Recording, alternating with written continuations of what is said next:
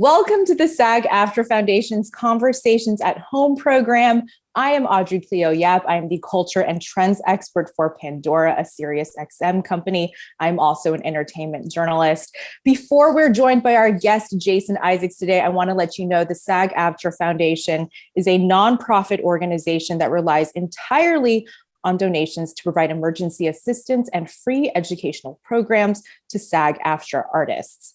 This conversation is made possible thanks to the generosity of our supporters. Over the past year, the foundation has given nearly $7 million in COVID relief to over 7,000 performers. If you're a SAG-AFTRA artist in need of help, please ask. And if you can help, please give. Information can be found in the description box below.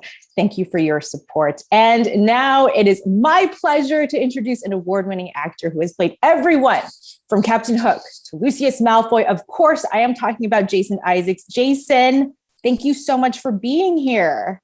It's a pleasure. It's a great charity, and I'm thrilled to be able to be any part of helping it. I'm thrilled because, and of course, as my wife would say, I'm thrilled to be talking about myself. I like where this is headed already. This is going to be so fun. Well, I am so excited to be talking with you because you have been in so many films and TV shows that I have been personally such a huge fan of. This is for fellow. Then you have very eclectic taste. I do, which is what I appreciate. Is the rate. We're going to talk about all of this, by the way. Okay. And since this is a chat for fellow artists, I want to get into the craft and also just really what, your trajectory of becoming an actor and being able. Sure, listen, I'll happily talk about anything. And I wasn't joking. I remember being at a party with my wife and coming home and going, you seem to find the guy on the sofa very interesting all night. She said, I asked him 2 questions about himself. People have an infinite capacity to find themselves interesting. So I'll happily trawl through it, but I do think sometimes talking about acting is like dancing about fishing or something. I'm not sure that there's anything useful to be said. I'm not sure that I know more than I did when I first did it. And I'm not sure that any strategy could ever be applied to any career. But what the hell? Let's have a go. Let's try. Well, let's start at the beginning. When did you know that you wanted to do this? When did you know you wanted to be an actor? I'm still not sure. I still don't know what I'm going to do when I grow up. I didn't know what to do. I had no idea what I was ever going to do for a job. It terrified me. Mostly, I didn't know what other people were thinking or talking about growing up as a teenager. I didn't do any acting. I didn't do any school plays or anything. I just was always very uncomfortable. And I think I covered it well. So I think I was probably acting all the time. I moved from one city to another in England. As you probably know, the accents are incredibly important. And I had a Liverpool accent growing up. We moved to London and I was incredibly self-conscious. And so within a day, I had a thick London accent, which is like going from Texas to New York or something. It's a huge change. I went to university. They all sounded like they were in Downton Abbey. I sounded like that within a day. So I think I'd always been trying to blend in crowds and wondered what other people's inner voices were. What's going on in other people's heads? Were they as loud as mine? Were they as uncomfortable as mine? Sometimes I've been on the makeup trailer, where other people are telling those stories. I knew when I was 6, I was in a production of Annie, and I drifted into a room at university, badly drunk under the influence of subsidized alcohol, I think, and there was an audition. And in fact, I don't even think it said audition on the wall. It was freshman week. I think it said, can you do a Northern accent? And in this environment of all these people who'd been to the very posh English private schools, the only thing I was absolutely sure of was that I could do a Northern accent. And I wandered in there and got cast in a play. And it just hit me in the soul. Like this was a room I could go to where it didn't matter where I came from. It didn't matter my strange suburban background. It didn't matter that I was Jewish, and that made me self-conscious a lot. It didn't matter nothing that you outside the room mattered. Inside this room, we dissected the human condition, and I became completely obsessed and addicted. And then whatever. It's a long conversation what happened, but I did lots and lots of plays. I directed them, I produced them, I helped to write things, and I've been doing it ever since. It sounds like then you used that experience of growing up as an outsider. You've leveraged that into your craft then, the ability to adapt accents, that feeling of trying to figure out who you are. Yeah, I mean, that's the stuff on the outside. I can do accents, but on the inside, I just was always wondering how other people seem to fit so easily in their skin. Did they really? Weren't they having the same doubts on the inside? Were they faking things in the same way that I was? I can't discount the performing side of it. I think being in plays at university gave me an identity. Suddenly I was Jason the actor, not Jason the lost soul, or Jason the man who was always stoned, because I was, or, Jason the law student who's not doing that well at law. I had an identity, but it was more, and it's subsequently, definitely, I'm utterly fascinated by other people and how they're put together on the inside, and what might my life have been had I walked a different path. And so I think at least 50, if not 90% of the joy, fulfillment for me is shadowing people, is being invisibly standing behind. I'm playing a heart surgeon at the moment, so I'm shadowing a heart surgeon. I've shadowed a plastic surgeon. I've shadowed politicians, priests, pimps, drug dealers. All kinds of people open up to you if you're an actor in ways that they wouldn't open up to a journalist. And you can discern after a while, we're detectives of the kind of human soul, I guess. And so you ignore the things that people are saying, and you follow your kind of bloodhound instinct about what's really going on for them, what they must be thinking, what they must be feeling, the stuff that they don't want to admit. So that stuff I think every bit as interesting as the performing of it.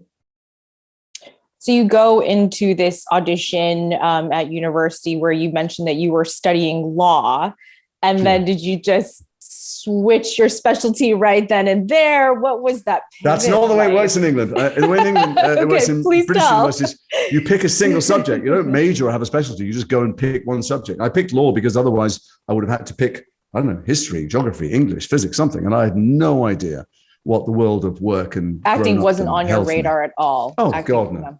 I tried out for the school play, I think, a couple of times, but it wasn't really a desire of mine. I just wanted to fit in. I just wanted not to be a self-conscious teenager.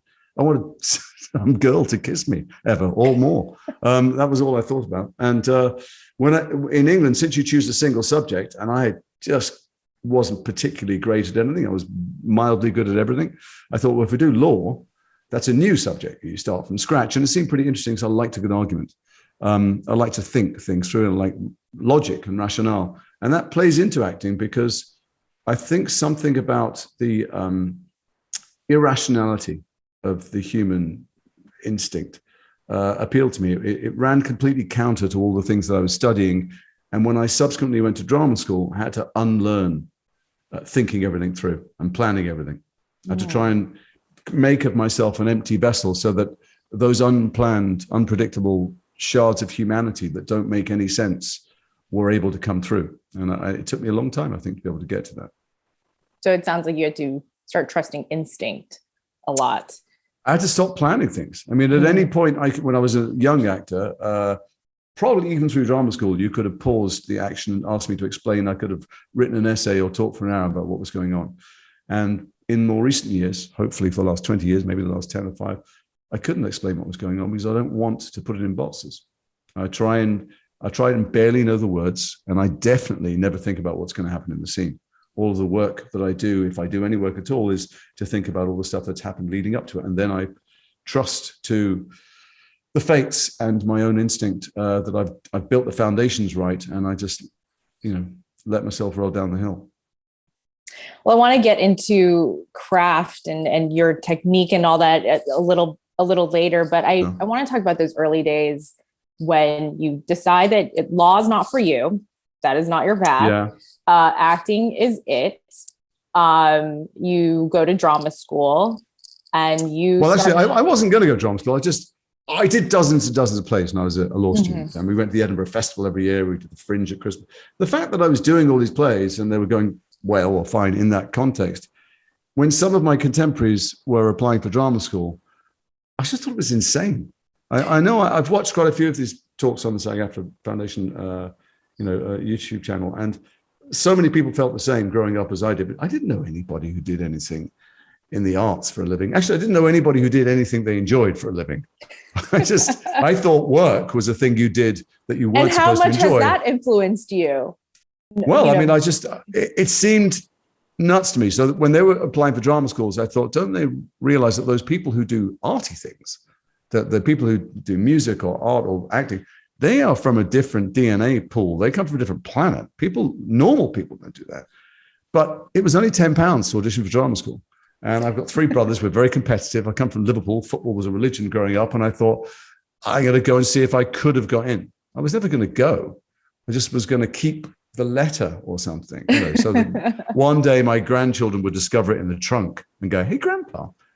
And what happened was that instead of being sent a letter, I was this very tall woman, lovely Jane Cowell, who sounded to me like Mary Poppins. She was a voice coach, very well spoken, kind of stentorian figure. She came out and she said, and she looked down at me and she said, we'd very much like to offer you a place in September.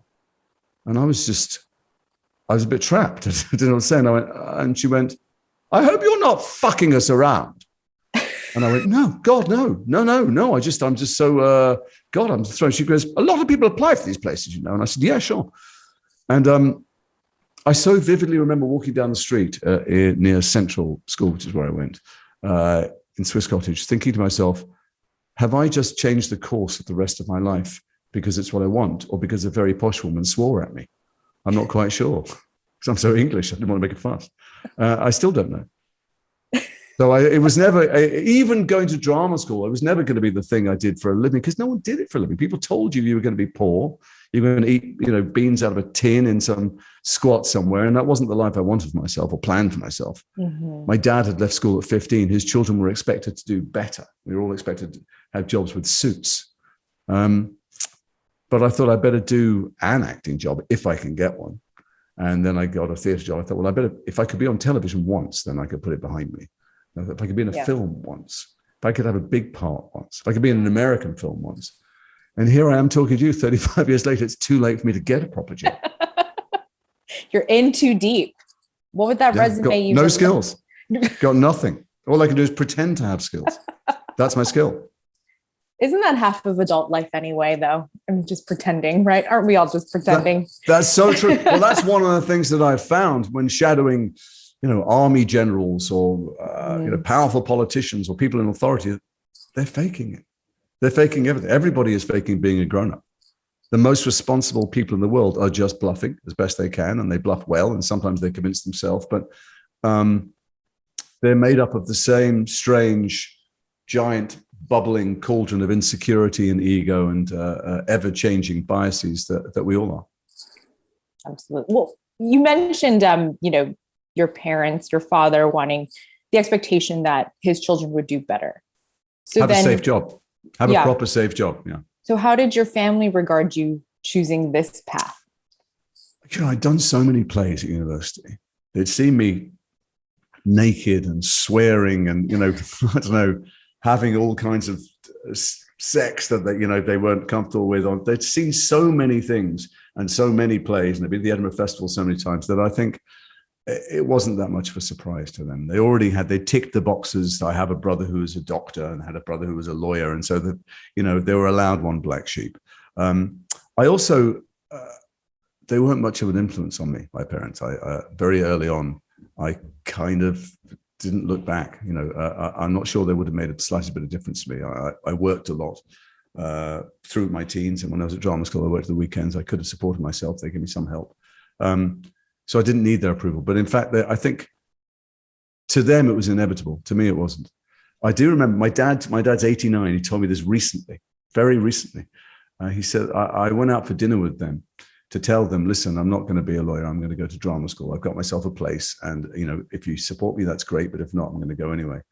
Tell me more about the early days when you were doing the plays, you were working, and then you get your foot in the door in the UK entertainment side of things, start doing bit parts on television. Very, very bit parts. My first part ever professionally was Man with Pike and Doctor 2. I remember them both vividly.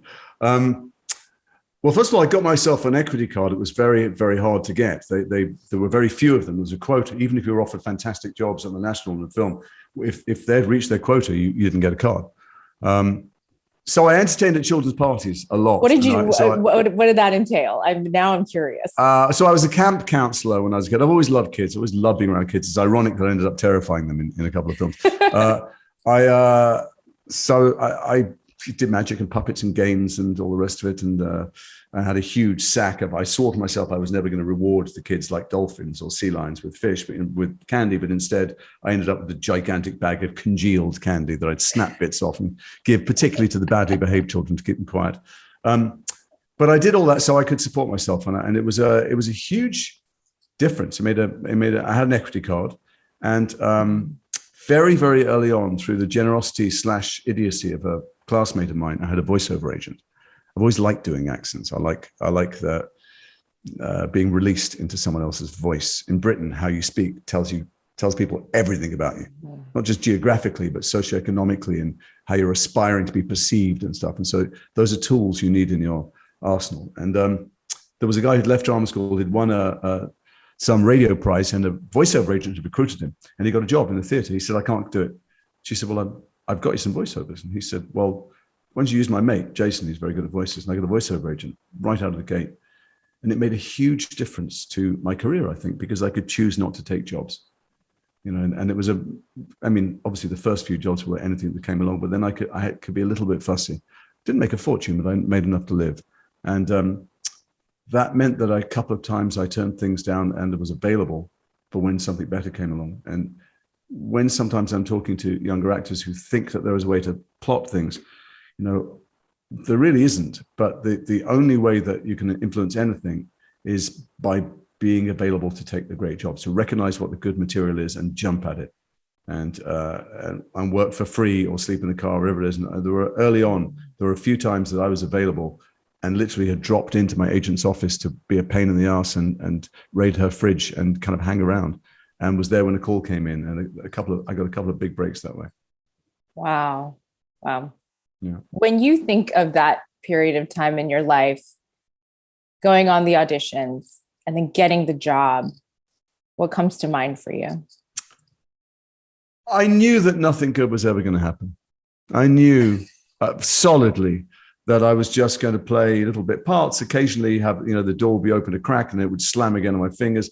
I knew for certain that there were other people, just like I knew other people became actors. I knew when I was a baby actor that great things, really lovely parts and good work came to other people. And I came to an accommodation with that, which was all right. I think I realized early on that it's such an arbitrary business that, as long as you go into a room and you audition as best you can, being chosen or not bears no relation. There's very little correlation to how well you acted. There's a whole bunch of other stuff that you couldn't possibly know, the other factors. And subsequently, having produced and having been on the other side and been in the auditions, I know that to be the case. And I watch people who are have a very solid grip of themselves and are sitting securely inside their own lives, have that chipped away over the years when they think that they're not doing something right. And it really is like playing roulette over and over again. And if you invest in thinking that the better you are as an actor, the better you do an audition, or the clothes that you choose should or shouldn't get you the job, that way madness lies. I think you have to find your security elsewhere in life. Because I was okay. I came to a point where I thought, I'm never going to make a great living. And I may never get great parts, and that's okay. It's not a reflection of how good an actor I am. It's just the way the chips fall. They might fall well, they might fall badly, but it's not in my control. And I think that's really served me well when things have been enormous disappointments or when things have been enormous successes. Did you have any, probably not now, but back in the early days, did you have kind of like audition rituals? You talk to a lot of actors and they say like, I used to do this. I used to, put my right shoe on first and my left shoe on. It becomes sort of ritualistic. I talked too much. I thought you could talk yourself into the job. You could persuade people. Once you left the room, it was over. So I just blab on and try. But I try to charm them. Is that what you're saying? That's what you're saying. Or persuade them that I was really I'd lived the life of the person. But I remember, two auditions I remember in particular. One was my last ever commercial audition. I went in and the agent was still sending me out for commercials. And I went in, there was some idiotic polo necked, thick lens glass kind of heavily gelled creature of the 80s or 90s, said to me, so this is a chocolate commercial, right? Chocolate box, yeah. And it's like one of those old Valentino movies, you know, he's riding across the desert in robes on a camel and stuff, and he gets to like a fort, and he jumps. It's really like a Douglas Fairbanks film. And I was thinking already, which one? Have you seen either of those? And he said he jumps off the camel and he climbs up the fort, and he climbs up the portcullis, he fights a couple of people, jumps on an awning, it rips, he swings across the courtyard, fights his way up the staircase, goes into the room, a couple of people, throws him out the window. There's the lady, damsel, puts his hand into his robes, pulls it out, presents a box of chocolate, does that thing that Valentino, like, narrows his eyes and used to give the whole of America orgasms, and then she takes the chocolate. And I went, great. And he went, so in your own time. And I went, what's, so in my own time, what? And he went, if you could do that. And I went, okay. So, all right. And I'm not a very good mime. So I went, I'm on the camel. And then I think, oh, we can see my lips. Now I've got to ventriloquize. On the camel. We'll go to the fort. Anyway, the whole thing was so excruciating. I went straight to my agent's office in the West End. I went, that's the last time I'm ever auditioning for a commercial. That's never happening to me again. She went, okay, fine. So that was good. And the other audition I remember, which was a massive break for me, there was a man who had come from documentaries. He'd made one docudrama, and he was making now his first full scripted Linda LaPlante drama about a bunch of soldiers coming back from the Falkland Islands with what we now call PTSD, but I didn't call it that then, called civvies. And the casting director phoned up and said, look, this director doesn't get acting. He's from docs. He's good, but he just doesn't get it. Tell Jason not to come in and chat. Don't show that he's who he is with the education he's got, and don't be the character, essentially. So I went in with whatever approximation I had of what soldiers wore. I think I probably turned the collar up on a leather jacket, kind of Fonzie style or whatever it was. And I was monosyllabic, and I grunted, and I pretended that my brothers had been in the army, and I was rejected for flat feet, whatever the hell it was. I was basically improvising something akin to the character, and I got the job. And the director was completely horrified when he cast me and found out who I was. He hated me for a short while. We bonded after a while when he saw that the work was okay, but was despised himself and wanted to fire me and stuff. But it was an early lesson that in the audition, what people are hoping for is that the character walks in the room. They're not interested in transformation. It's not the theater. They're not interested in your creative choices. They just are now, subsequently having been on the other side of the camera, they just are hoping to God that this is one other element they'll never have to worry about. Because so if the person just walks in the room and is the thing, they're not there to hold up scorecards for your artistic interpretation. They just want to go, well, that's done. So that was an early lesson. I don't know that I ever pulled it off afterwards. I have all the lessons I mean to learn for auditions. When I have had them, fewer recently, obviously, I blow when I walk in the room. Anxiety just destroys it all. And there's something freeing knowing that it isn't all up to you, right? None of it's up to you. Right. None of it's up to you, and particularly, I remember casting Awake, which was the NBC detective series, and I was an EP on it. So I went to I read in with everybody who came. I tried to make it comfortable and relaxed for them. And I see women, particularly, the women were much better prepared than the men. Much, much, much better prepared. They were always off book, and they were always emotionally brilliant and present. And quite a lot of them came in dressed like they were Julia Roberts in Pretty Woman. They came in, and I wanted to go, this is a psychiatrist. I can see your pubic hair. Why are you dressed like that? But it was because every other part they've been auditioning to up to that point had required them to be a sex object. Thank God that pendulum has swung a long way in the other direction. But they were brilliant and dressed completely inappropriately. And the men came in at that point, and they were very, very ill prepared. And it wasn't because they hadn't spent the time, it's because they wanted a defense mechanism against not getting the job. So many people ruined their chances by going, what is this? This is the cop one? So I got a medical one in half an hour. So this isn't the space one. This is the one where the guys got, they wanted to let us know that they were very popular and successful. Auditions are a strange place where people's, the thing that makes one hireable, I've felt it when I've got jobs from these meetings, and certainly felt it on the other side of the camera, is the sense that this is a normal person. You're going to like being around them. They can do the job well. You're going to like going for dinner.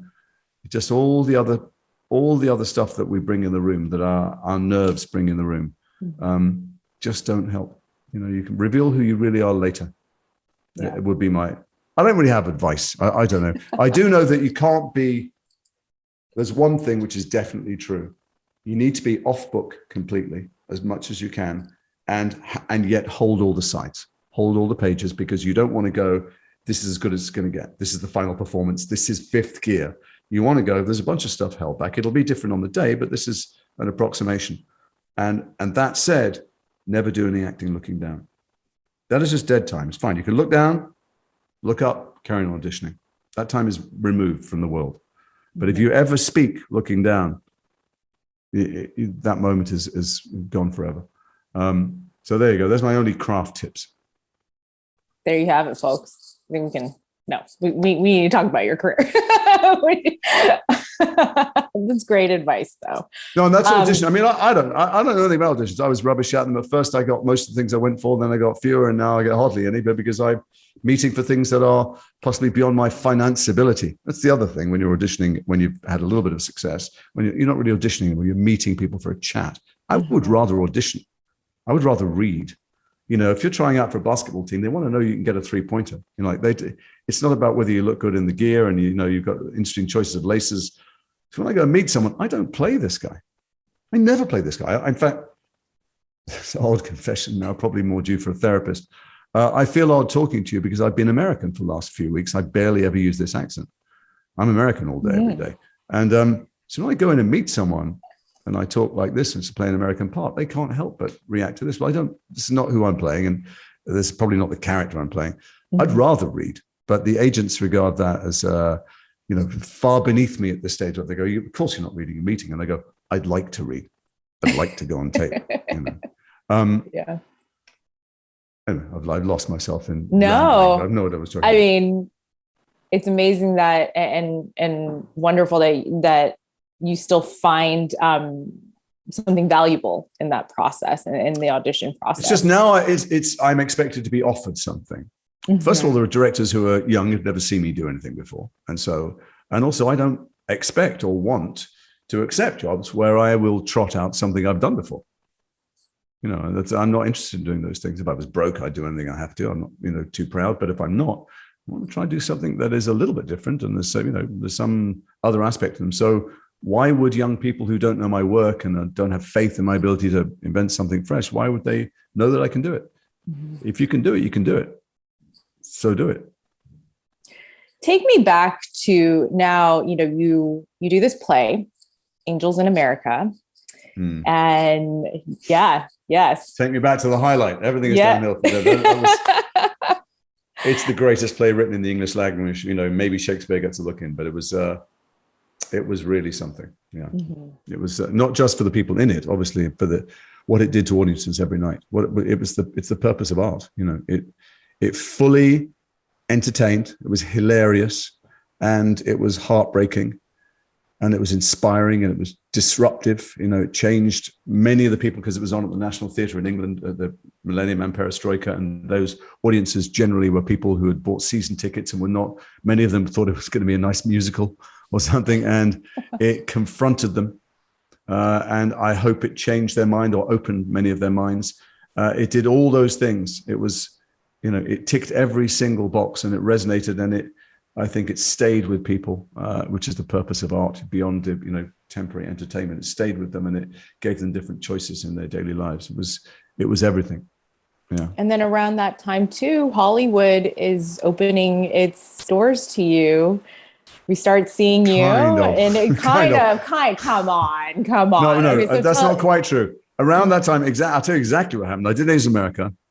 I'd not been in a film, I think. I had not been in a film where the character had a name. I'd been Dr. Two and Man with Pike. And my friend Jeremy Bolt was producing Shopping with Paul Anderson directing. And I did one day on that while I was doing Angels in America, and I got to meet him, and I was subsequently in lots of his films. But the first actual film that I had a part in, Angels in America had either finished or was still going on, and I did a workshop with Ian McKellen and Jude Law and Janet Mateer and a bunch of fabulous actors. And the National Theatre in Britain had offered me some other play. I can't remember what it was, but it was one of those, you know, furry collar, Hessian pants, you know, Russian, I don't know, Chekhov, Strindberg, Ibsen, something prestigious. And at the same time, I got offered second baddie from the left in Dragonheart, which, by the way, I only got offered because the man who had accepted the part dropped out to do Cutthroat Island because he thought it would be a giant hit. And they'd already made the costumes. So they needed someone with exactly the same chest, shoe, and head size. That's how arbitrary success or breaks are in this business. And I was sitting rather concerned in the canteen during a break from this workshop. And Ian McKellen, who was in the workshop, came up to me and he said, "You're all right, darling, you look a little bit concerned." And I said, "Well, I don't know, Ian, the National have offered me a play, but I've been offered this like second bad guy from the left. He said, can I give you some advice?" The CEO said, "Take it. If I had my career again," he said, I'm well known in the theatre. I'm, done all the leads at the National and the Royal Shakespeare Company and everywhere else, and I can't afford to have my mini serviced. If I had my time again, I would do every single butler and fucking aristocrat I was offered. Monocled fool and one-dimensional villain." And I went, "Really?" This is before Richard III had come out, and he hadn't really had a film career.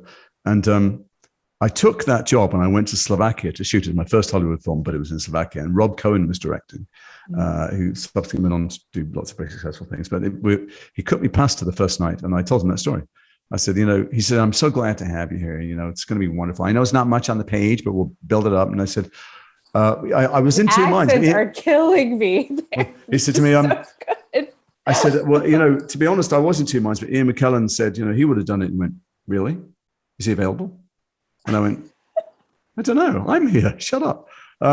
So that was my first, break in a Hollywood film was Dragonheart, but it wasn't Hollywood. It was in Slovakia. Yeah.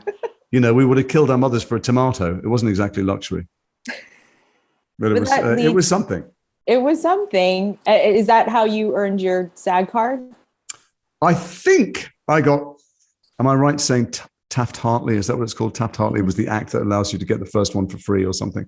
I got Taft-Hartley'd for a talk show, not for a job, because I had to appear on and talk about, I guess it would have been Dragonheart.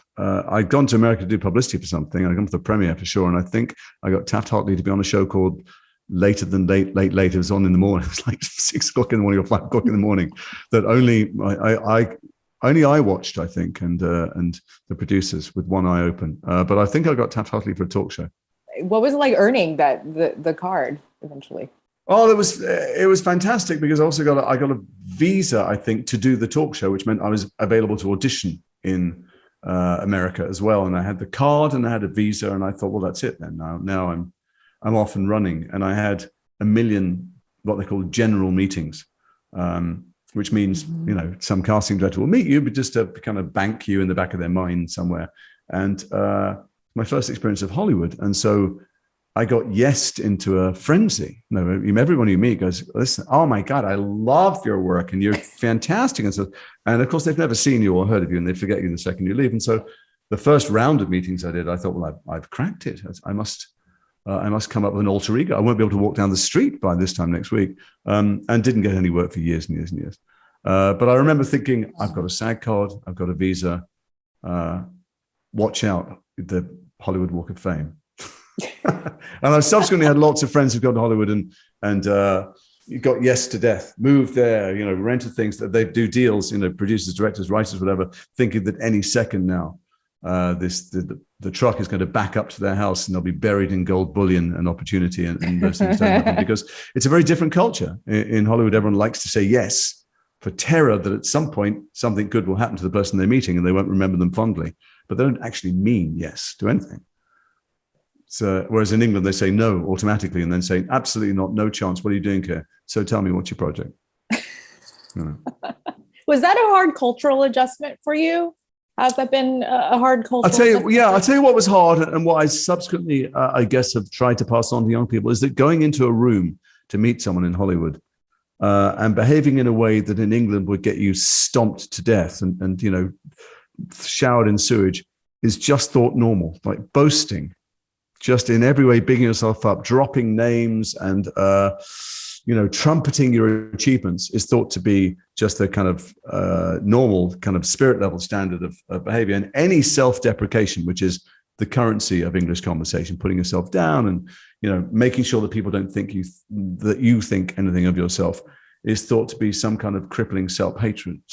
So, you have to adjust to people what feels like showing off and bragging in ways that are in England just socially repulsive.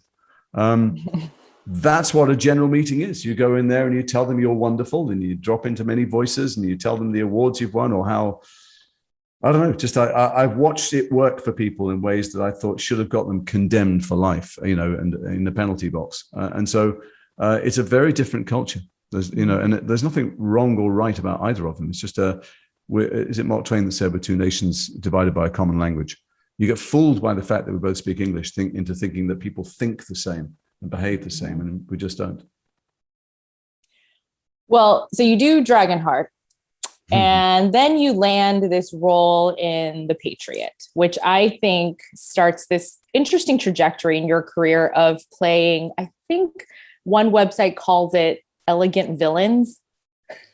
I think elegant might mean skinny. Those are the old days. Well, actually, I did a few things. I did a few space films. We did Armageddon. Yes, I did Event Horizon, Soldier, and a bunch of other stuff.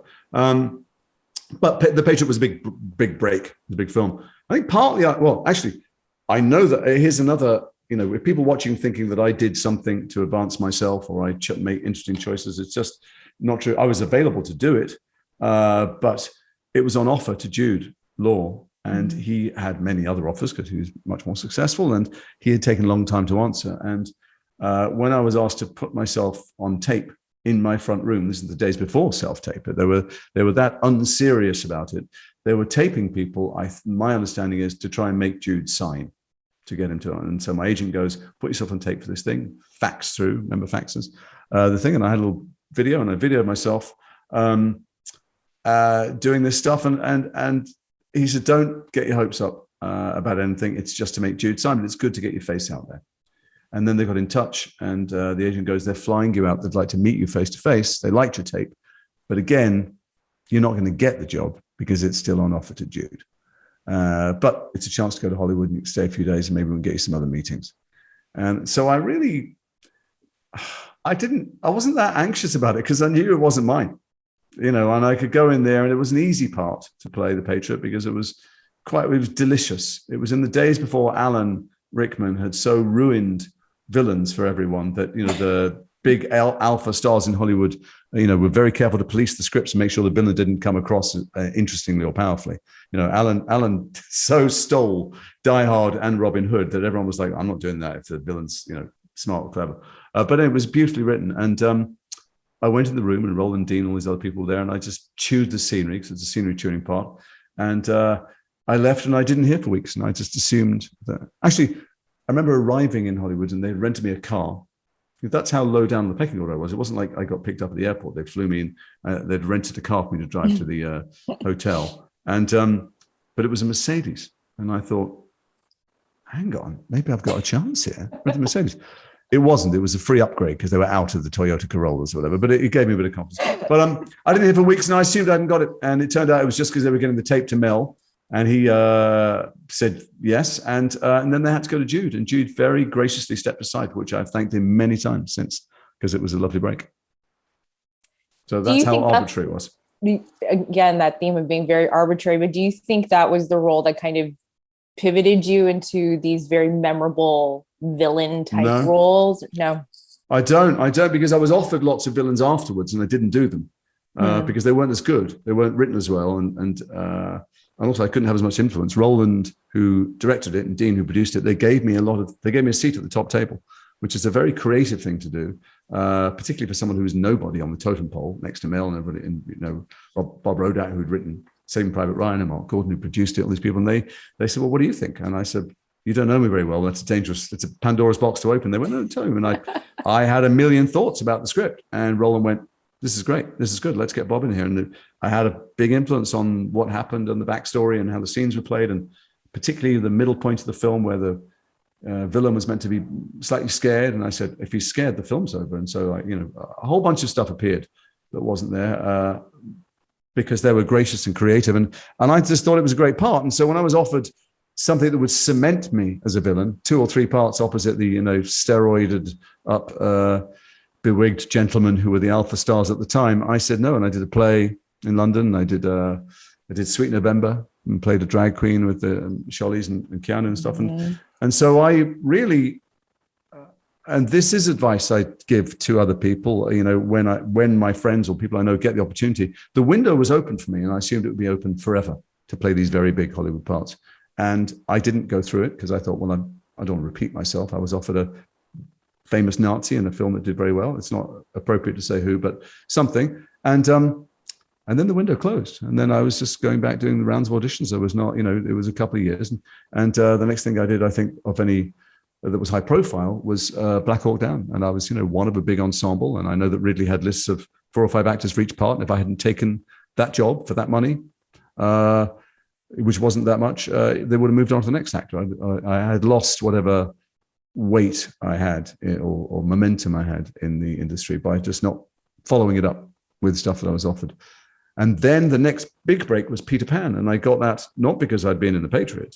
I got that by auditioning. I got that, you know, that's why I was saying earlier, I don't mind stepping up alongside people and saying, this is what I can do, because PJ Hogan wanted me for Peter Pan. And I know that the studio and finances, they wanted Robert De Niro and Daniel Day-Lewis and various other people. And PJ saw my tape and read with me and went, I want this guy. Maybe he shouldn't have done it. Maybe the film would have made more money, but I had a great time doing it. And that was a big break too. And then it was, thank God, just before we started filming, I was offered Harry Potter, which I got again by auditioning. There was no history to it. It's always been on merit. So I don't know that anything was a break or a pivot. I think being in Harry Potter closed as many doors as it opened. Funnily enough. What? Yeah. In what way? Was it the wig? Was it the Paris Hilton wig? No, it was because it's so high profile. It was so giant.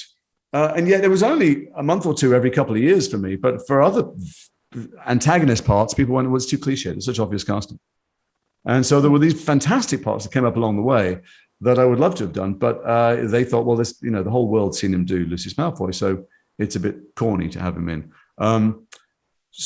But it also meant I was financeable sometimes to make indies happen. So I've got to make lots of rather fantastic indies, work with lots of first-time directors and do some really beautiful projects.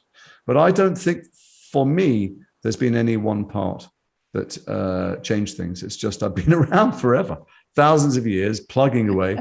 You know, before we came on the air, is this the air? No, sure. Laptop on the table, on the phone. Yes. You had said you're a fan of the OA. So there are people who are, you know, if people do recognize me, which isn't that common, they come up, it's as likely to be Brotherhood or the OA or Star Trek as it is to be the Patriot, or, you know, it's just a lot of stuff over the years and many, many things in between that no one's ever seen or heard of that I love doing that are just as good, but just didn't catch. You know, I do want to talk about the OA because, like I said, I am a very big fan of this show. Me too.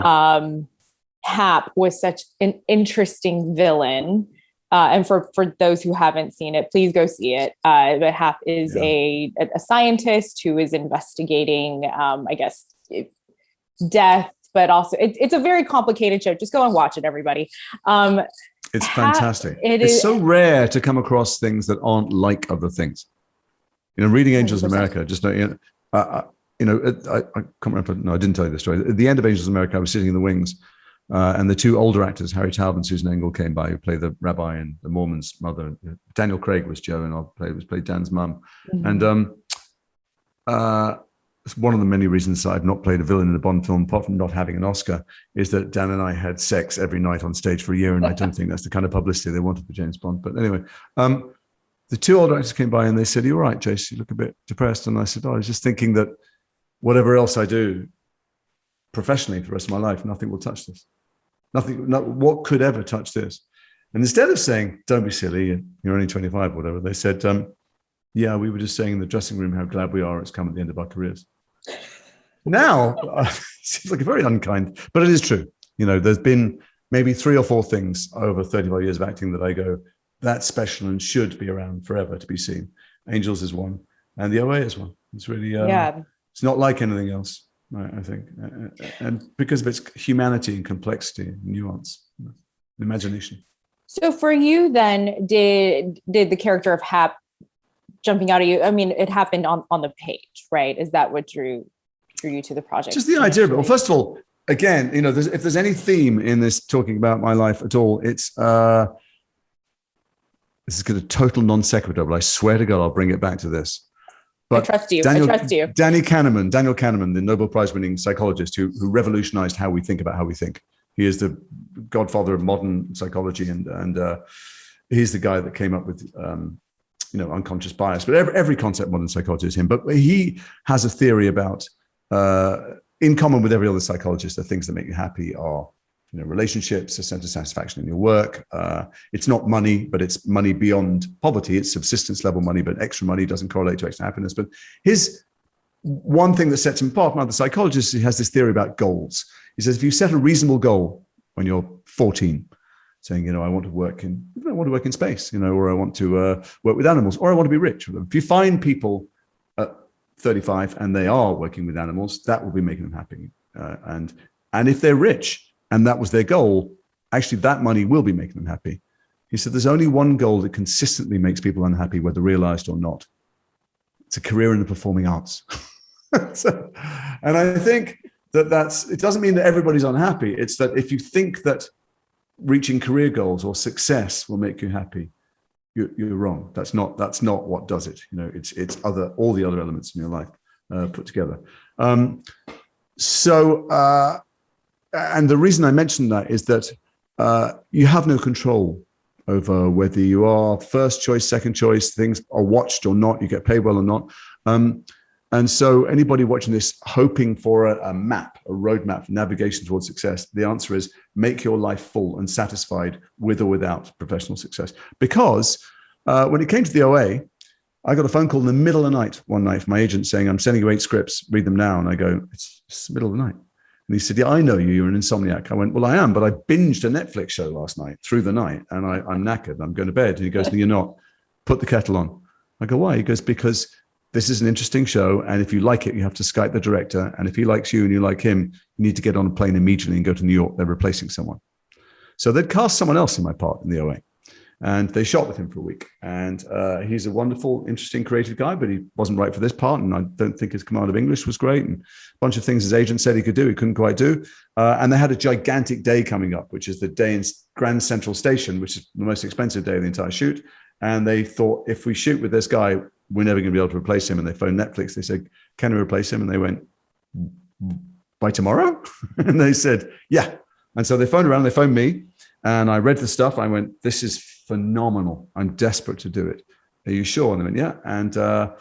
And I got on a plane at breakfast. My kids came down for breakfast and they said, what are you doing, Dad? Why are you packed? I said, I'm going away for a few months. I'm sorry. I'll try and come home. And I went to New York, and really my first encounter with Britt Marling was on screen as the OA in Grand Central Station. So I didn't do anything to get that job. Someone else didn't do something. And it turned out to be one of the most interesting, complex characters I've ever played. And the reason I loved it is because it's not that complicated as a story, I don't think-ish. There is a woman who turns up after having been missing. She was blind when she was missing. She can see when she comes back, a young woman. And she gathers together some misfits and broken, dysfunctional people to tell them a story because she needs their help to rescue some of the people left behind. She unfolds this story about how she was taken by a scientist and locked in a basement where he was experimenting with near-death experiences. She's someone who had one, and they all do. And he's forcing near-death experiences on them because he thinks he will be able to control death. And there is a place that you go to and universes that you jump, and he continues to kill them and wake them up again. And she wants to rescue the other people. And in the flashbacks or flash sideways, you meet this guy, and he's not a mad scientist. He's not an evil person. It is true that you can move dimensions and, through near-death experiences, control them. You genuinely might be able to never die and live the perfect life in a parallel dimension. And he's trying to master that science, and he knows what he's doing is terrible to 4 or 5 people, but the benefit to mankind is immeasurable. Life will never be the same for anyone ever again in the future of time. So he's prepared to take on this terrible ethical thing that he's doing because in the great scheme of things, it's worth it. He's not a bad person. And into this comes a woman that he both locks in the basement and falls in love with and hopes that she can step outside her dilemma and fall back in love with him. And if that isn't the most complex, beautiful human story I've ever, that's just my bit of it. The way that season 2 ended was just so different and mind-blowing and opened itself to so many questions. And I'm sure you saw the passion that the fans felt. Oh my God. They came out demonstrating outside Netflix. Yes, they did the dance. They did the movements. It's not a dance, they're movements. Sorry. Yes, the movements. Yes, the very important movements. And so when you're part of these universes that are created and you get to be a part of them, and they've touched people in such a way. I mean, Harry Potter. It really did touch people. No, it really, there's a few things. I mean, I've been unbelievably blessed and lucky that just by chance I've been part of something a few times that affects people beyond the credits. Like I've been in things that are entertaining and they finish and people go, it was great. Where should we eat? But sometimes I'm in things that stay. And I watched the OA. This is incredibly pretentious, but hey, it's an actor's talk, and I don't have to pretend to be someone I'm not in this.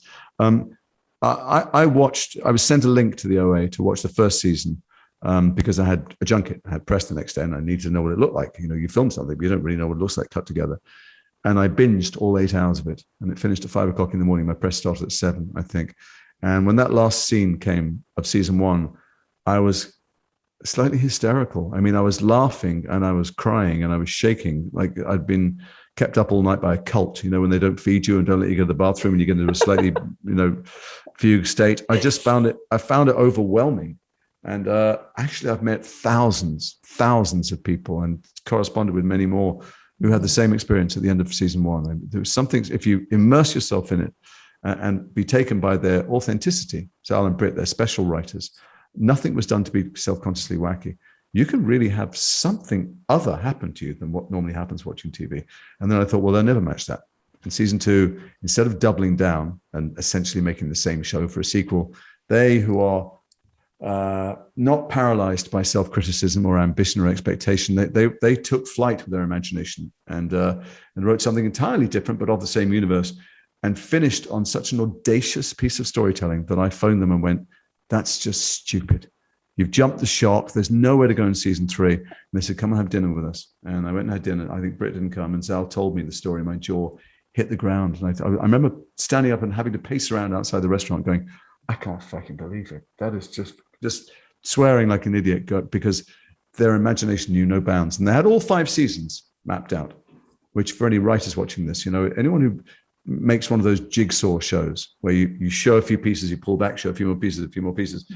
If you think you can make the mythology up as you go along, you're really heading for something tragic. And that's what happens to lots of shows that in the end run out of steam. They had the entire labyrinth constructed. And it was heartbreaking when it was stopped. But still, those 2 seasons are a really towering achievement, I think. I mean, it's terrible hype, me talking like this about something that I was in, but I'm actually not that big a part of it. I thought what they did in their imagination, even where, and if you don't like it or don't follow it, there just aren't many people around who are telling original stories. There just aren't. Almost every story told nowadays is a murder mystery of some kind, for instance. And theirs isn't, and to do what they do and tell narrative the way they do is I don't know, to be applauded. Okay, that's a long piece about the OA. Someone should watch it. If you haven't watched it, watch it. Yes, I loved it. Watch it. But I still get passionate about things. I mean, I'm sorry. No, I rarely get that passionate about things. I'm an actor. I've been an actor for 35 years. I'm pretty jaded. So if something can come along and sideswipe me like that, it must be special. So to know that there was still more story to be told, and that, that opportunity is cut short, or if your character, their arc is abruptly ended, how do you deal with that? How do you cope with that? Well, I don't know. There's a weird thing that happens. One of the reasons I loved acting to start with, they change over the years, the things you like about it. I love the village. I love that we go away and, particularly on location somewhere, and there's a bunch of people with suddenly you feel as intimate with the crew and the actors as you do with people you know for decades. It's not true. It's fake intimacy, but it's real at the same time too. And then at the end of it, you say goodbye. And the first few times it hurts. Actually, for a long time, you go, I'm really going to miss these. They're my family. And then after a while, you go, I'm not even going to swap numbers. I like them for when I'm here. And then if I bump into them down the road, that's great. But I barely have room in my life for my close friends. I don't see them. So I'm not going to, even though I feel very close to these people, I'm now used to being very close and then not seeing someone for years and being able to pick it up. And the same thing happens with stories. You go, I'm into it for a while, and it falls into the great bubbling soup of stories. But every now and again, something comes along, and suddenly it's fresh and new, and I feel vulnerable and the pain of it. I've had a lot of shows cancelled. I haven't done 17 seasons of Grey's Anatomy or whatever other people have done. I've done lots of season ones of things. In Britain, we make miniseries, we make 6 parts or something, tell great stories. And they're done. And if people like them, maybe you tell some more. But in America, it's regarded as a failure if you don't get beyond season 1 of things that were intended to, even if it's a great 12 hours of television. I've had quite a few of those, and I can move on. I can move on pretty quick, and there'll be something else. It'll be interesting. It'll be different. I'm not sure that I really want to do the same thing for years. And then the OA just sideswiped me. And you asked, what's it like when things like that happen? It isn't like anything because it's very, very rare. The OA is the thing in and of itself. The film, we're having this conversation partly because I'm in a film that's being talked about a lot and seen a lot now, which is really special. And when I've done lots of press for it recently, obviously, and people ask, what's it like when, as if this is a pattern. It's not. It's rare to come across stories that seem to explode into your soul and capture people and resonate and stick around and feel like they should have a life. It's very, very rare. So there is no pattern. What's it like when things like the OA comes along? It isn't. There is nothing like the OA. I'm glad you brought up that film that people are talking about. Sorry, I didn't mean cheesily to pin it around to the film. No, Sorry, not at all. I could talk to you about the OA for hours. But we do need to talk about this film, which is Mass. And it is intense. It is, I wouldn't say kind of a quiet film. I mean, there's only really 4 main cast members. Essentially 4 people in a room for most of it. Yeah, it's 4 people in a room dealing with... That's the hard sell, isn't it? Anybody watching it going, I must watch that. Shit, 4 people in a room. My favorite film. Where's the CGI? But I will say about it, we'll talk about it in more depth, but it feels in many ways like the biggest film I've ever made. And I've been in gigantic films, budget-wise and sets-wise, and that travel the world and stuff, and hopefully I will still. But this engagement between people feels like it's about the most important thing that we deal with in our daily life. Getting out of bed and working out how to shed the baggage of your past. The power of ourselves to feel terrible or great in a day, and it's all to do with how much resentment we carry and whether we forgive other people or forgive ourselves. And the emotional journey I watch audiences go on is so enormous, and in some ways akin to the OA. If we do it right and if they're taken on the journey, there's a kind of spiritual elation, hope. It opens up things that are normally closed. I mean, I felt vulnerable and human when I watched it for the first time, and some tentative hope for mankind in some way. I mean, that's maybe overblown, but my point is, it's a gigantic experience emotionally on this very small landscape. Let's set it up for everybody. So this is a story that centers on 2 sets of parents, 2 couples, and they are brought together through an immense tragedy. One couple has lost their child because of the other couple's child engaging in a mass shooting. That's not why they're there, funnily enough, or to my mind. That's true. So if you've got, do you have more explanation? No. No, I mean, please take it away. They're there many years later. Myself and Martha, who play Jay and Gail, this couple, because something terrible happened to them years ago. It's true. Something terrible happened to the child, but their lives have ground to a halt. They can't function. It's not because they live in the past. In the present, they are so something that they can't quite articulate. It so consumes them, and it's blame. It's blame and hatred and resentment and discomfort and all those things that were so badly weaponized under Trump. Blame was his main tool of his presidency. And I don't mean to be over political. That's many politicians use blame. Politicians I agree with sometimes. but it's at the heart of the human condition. It's one of those things that we can be prey to. And this is a couple that don't recognize the things that they need to deal with, but they are no longer a couple. They're together, and my character has done that very male thing of taking unresolved issues in himself that he's not comfortable with and externalizing them. There's stuff that I can fix. I can fix maybe the laws, or I can fix psychiatric definitions of how schools deal with people. Like there's stuff. I think coming into this room that I am beyond the personal, the kind of messy and micro nature of what my wife needs to deal with. I'm dealing with the bigger issues because I'm a man and I fix things. And it's a film about, I don't know, you can't sum it up too easily, but it's about the need for human contact, the necessity of forgiveness. The Dalai Lama is one of the jolliest people and warmest people, who laughs and has a kind smile all the time when he's talking about the occupation and oppression of his country and the people in it. And these people, Jay and Gail, are crippled by the things that they can't let go of. And partly it's by their hatred of people they've never met.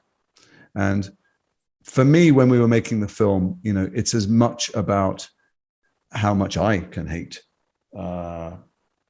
people who voted for Brexit. In modern days, I can hate people who won't take a vaccine, or other people can hate immigrants or asylum seekers that they don't know, or hate across the racial divide, or hate, it's about, it was inspired as much by the South African Truth and Reconciliation Commission as it was by the Forgiveness Project and these reconciliatory meetings. And so I think it's mischaracterized often as a film about this tragedy that happened in the past, but it's not. It's about the painful and essential nature of forgiveness and healing, and the power that gives people. And that's what you watch. That, for me, is the reason to make the film. It's certainly not wallowing in the past or a bunch of actors showing, how sad they can be. There's something in it that has such an incredibly powerful. If these people can get together and find, in a messy and hopefully dramatic and unpredictable way, a way through to leading better lives and not being destroyed by baggage from their past, then anyone can do it. That for me is what the film's about. So when you're diving into a character like Jay, who has gone through this immensely painful experience and is trying to make sense of it, how do you begin kind of crafting that backstory for him, and what kind of research goes into that? Only really good writing sustains this stuff, but there are so many layers to people. There's who they think they are, and then the thoughts and the inner dialogue that they're hiding from the people on whom they're trying to project who they think they are. There's what they're trying to do, who they're trying to control, what they want other people to say and what they want other people to do and feel. And then there are the other subterranean forces in them that they're not in control of, that maybe if it's well enough told, the story, the audience will have a sense of. And Jay is this very complex man who comes to this encounter not really needing to be there. In his head, this is stupid. It's not about these two people. They're just, they're part of, they're a symptom. His wife is fucked up. They've been to a therapist. She went to a therapist for a long time. He went and did some sessions. He didn't need to be there. She's the one that needs it. She can't move forward. She's drinking too much. She speaks to their daughter in the wrong way. Everything wrong is outside him, Jay. So I had to build for myself, first of all, the things that he thinks and wants and needs. He thinks about himself. With Martha, the whole story for me this is so often true, but much more so in this case. Everything that happens in the room is built on all the things that have happened outside the room, not the incidents 6 years ago. And some reviews said, it's great that there aren't flashbacks. I wasn't at the school. I won't have a flashback. I wasn't there. I'd been in my marriage. And so we had to build with each other just some facts, like, when did we still share a bedroom? If not, when did that stop? Do we argue about our kid? Do we argue in front of our kid? Do we like each other? Do we ever go out? Do we see friends? Who's drinking too much? How often am I away in Washington campaigning? And then particularly going into this story, what did the therapist say to us? But did I have to be dragged there, or did I ask to come in? Like, who's taking control of this thing between us? And what are the rules we've set for ourselves in this room? Like, what are the hot button topics we're not meant to say? And what was great is Martha is very argumentative. I probably am too, she would say. And we argued like crazy. about this stuff. And we sometimes we really found it hard to agree. And I think we both knew, without articulating it, that we were really arguing in character. That really what we were doing was, you know, I don't know, it happens in my marriage that we go, you know, I go, we said we were not going to do that. My wife goes, we absolutely did not. Now, you said that. I never agree, or vice versa. I go, no, you said that like it's a fact. I said, you know, so we were trying to set these ground rules for the meeting with the other parents. And we agreed some of them and some of them we didn't. So that in the room, you know, you ask, how do I prepare for it? I don't prepare for what happens. I never prepare what's going to happen in the scene. I don't want to prepare for, you know, I want to prepare for the life outside and then see what happens. I want to be an empty vessel. And I learned that from much better actors than myself. And, you know, and you watch now, sometimes I watch young actors come in and I see them. This is the bit where they're thinking, this is the bit where I'm angry. This is the bit where I'm sad. This is my big breakdown scene. And they're so much better off camera. We're all so much better off camera, because off camera, you're focusing on the other person. And the best teacher of acting I ever had was directing Angels in America, when we had a 3-month rehearsal period. And there was some really experienced veteran actors in it. And we all took notes like we were sitting at Yoda's feet. And he never gave us a single note. All he would do when we started a scene or in the middle of the scene, he goes, stop. What are you trying to change? What are you trying to change in the other person? And I, of course, being articulate, would go, well, he goes, shut up. Tell me, show me. Show me you're trying to change something in the other person. And so in this, I never prepare anything. I actually have a very, very loose grasp of the lines. I don't really want to know them, which is difficult when you're doing 12 pages a day on something like Mass. I want to reach for them, and I want to be trying to do something to the other people. Make them feel sorry for me, make me interrupt and apologize, make them get angry. I want all of my efforts and energy is, what do I want the other people to be feeling? And then if you've done the right work, something will bubble up. And so there are moments in Mass where things that Jay was not aware of took over, you know, forces in him that he is just doesn't know that, you know, you can be really, really angry at someone. It can happen. It's happened in my life. You know, I can be in the middle of something and then suddenly I'm sideswiped by emotion, you know, or vulnerability, or, you know, I wasn't aware it was there. And that's, I didn't plan anything for Jay. I never planned, you know, I didn't prepare. All I did was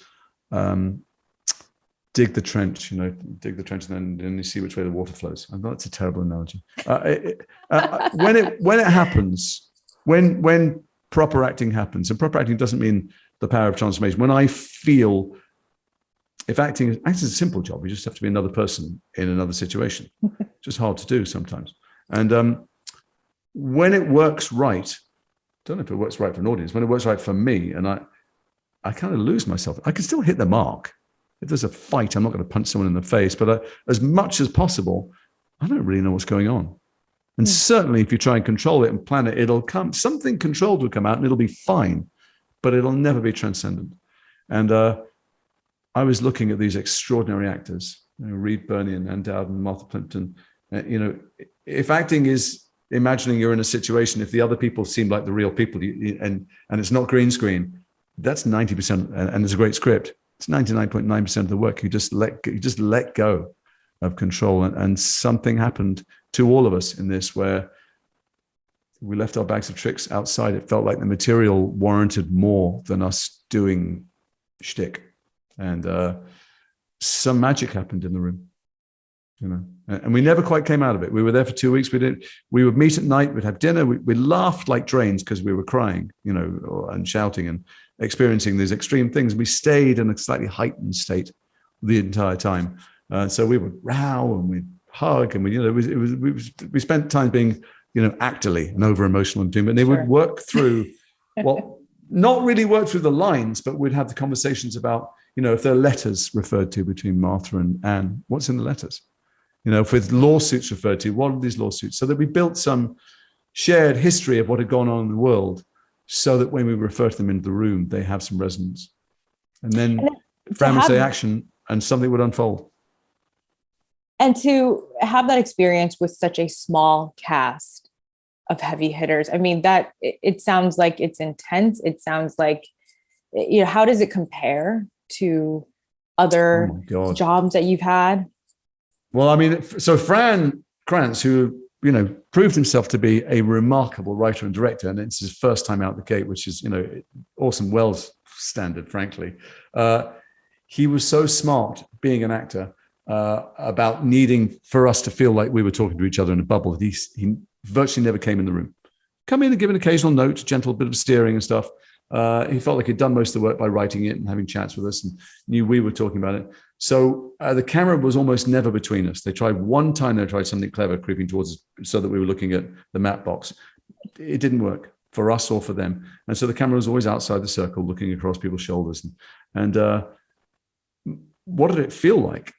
It felt like I was in a room with my very damaged wife and trying to get her to a place where her life wouldn't be quite so destroyed in the future, and then being mugged and I don't know, overwhelmed by forces inside me. I wasn't aware were there.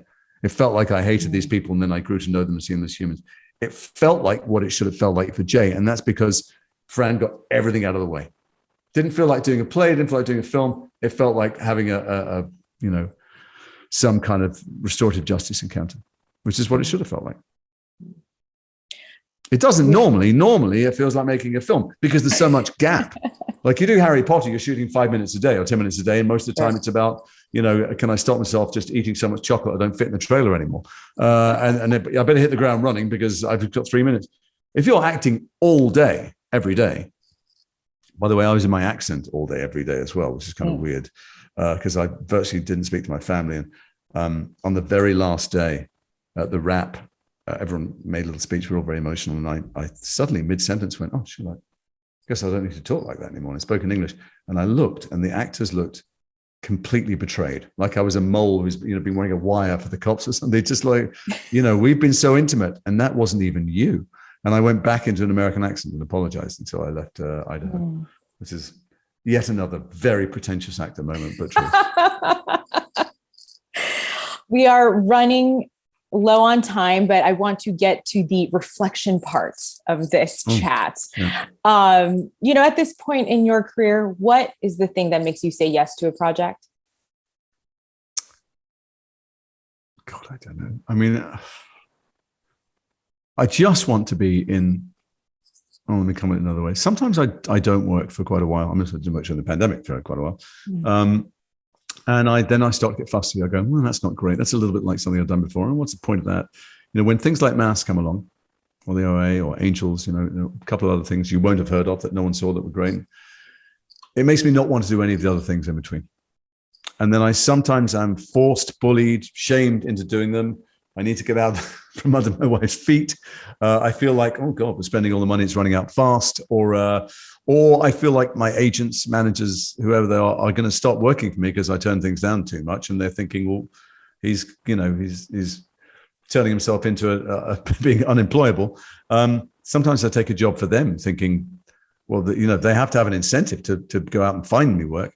And then I get on a set and I'm reminded, not everything has to change the world or have a helpline number at the end or, you know, inspire people to, you know, make better choices. Sometimes it doesn't even have to be any good for other people. I just like doing it.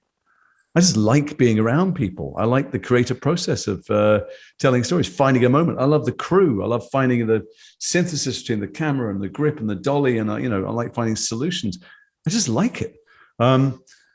So I try not to get overly fussy and think that that anybody is watching me carefully, as if my career is, they're doing a little map and a chart and I go, oh, it's strange you took a step backwards doing that. And sometimes, after the pandemic, I went, I love sex education. I want to be something. And I did 3 days on sex education. I did a day on The Great because I thought it was great. It makes me laugh, What makes me do something? I tell you what it isn't. Because there's no such thing, career strategy. There's no such thing. There just isn't. You think the thing that is going to, agents are always talking about these awful things like moving the needle. I don't give a fuck. The needle's fine. They might like it if suddenly zeros were added on to what I earned because zeros would be added on to them. But I make a living, which is ridiculous. I never thought I'd make a living. I love telling stories. I'd love to tell stories that I'd like to keep independent stories alive, whether it's cinema or streaming, that we get to tell grown-up stories that are nuanced, that have, that don't spread this nonsense that men should step up and punch people in the face, and that, women should be, showing more cleavage or whatever. Just don't reinforce the worst narratives that have been out there in stories for years. So I try not to do those, but beyond that, there's no pattern. Every single time I bumble forward and think, I shouldn't have done this, or this will be terrible and it turns out to be great, or this is going to be fantastic and it turns out to be terrible. But I think I learned a long time ago, if there's anything to be learned, two things. One is that taking the reins, having any creative input, agency, or control, even if it's making a 1-minute video about posting it that nobody ever watches about how to make spaghetti bolognese, or web series, or getting involved in every other part of the storytelling business, is incredibly rewarding and interesting, and makes you feel less infantilized by the process of acting. And I've enjoyed doing that. And the actors I know who've done that, whether they're household names or the things that they make are never seen by anyone, get enormous satisfaction from it. So I've seen that to be true. And I have seen it to be true that the journey is everything. There is no destination. If you invest in the destination, life will never satisfy you.